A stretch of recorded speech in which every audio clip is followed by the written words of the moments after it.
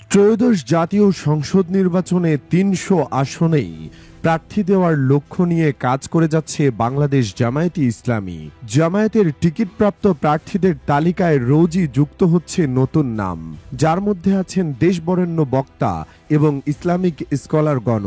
তবে এখন পর্যন্ত যেসব প্রার্থীদের প্রাথমিক সিলেকশনে রাখা হয়েছে বলে জানিয়েছে জামায়াতে ইসলামী, এর আগের ভিডিওতে কথা বলা হয়েছিল মিজানুর রহমান আজহারি, শায়েখ আহমদুল্লাহ, রফিকুল ইসলাম মাদানী এবং আমির হামজার জামায়াতের প্রার্থী হওয়ার সম্ভাবনার বিষয়ে।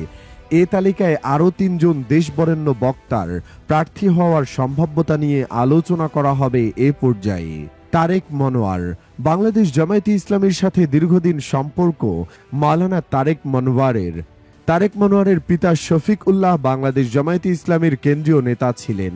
তিনি ১৯৭৯ সালে দ্বিতীয় জাতীয় সংসদ নির্বাচনে জামায়াতে ইসলামীর হয়ে ইসলামিক ডেমোক্রেটিক লীগের প্রার্থী হিসেবে তৎকালীন নোয়াখালী ১২ বা বর্তমান লক্ষ্মীপুর ৩ আসন থেকে সংসদ সদস্য নির্বাচিত হন।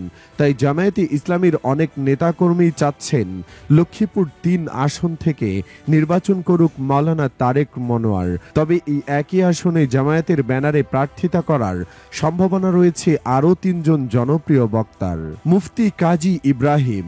লক্ষ্মীপুর সদর উপজেলার চন্দ্রগঞ্জ থানায় বেড়ে উঠেছেন বর্তমান সময়ের আরেকজন দেশবরেণ্য বক্তা মুফতি কাজী ইব্রাহিম। শুধু লক্ষ্মীপুর ৩ নয়, গোটা লক্ষ্মীপুর জেলাতেই দাবি উঠেছে কাজী ইব্রাহিমকে জামায়াতের প্রার্থী করার। তবে ছাত্র শিবিরের সাবেক কেন্দ্রীয় সভাপতি ডক্টর মোহাম্মদ রেজাউল করিমকে লক্ষ্মীপুর ৩ আসন থেকে নমিনেশন দেওয়ার আভাস পাওয়া যাচ্ছে দলীয় সূত্র থেকে। যদিও এখনো প্রাথমিক সম্ভাব্যতার মধ্যেই আছে এসব প্রার্থী বাছাই। অনেকের মতে লক্ষ্মীপুরের ৪টি আসনের যে কোনো একটি থেকে মনোনয়ন করা হতে পারে মুফতি কাজী ইব্রাহিমকে। মামুনুল হক। বর্তমানে দেশের অন্যতম গুরুত্বপূর্ণ রাজনৈতিক ব্যক্তিত্ব হয়ে উঠেছেন মাওলানা মামুনুল হক এবং তাদের দল খেলাফতে মজলিস ত্রয়োদশ জাতীয় সংসদ নির্বাচনে সক্রিয়ভাবে অংশগ্রহণের পরিকল্পনা করেছেন মামুনুল হক।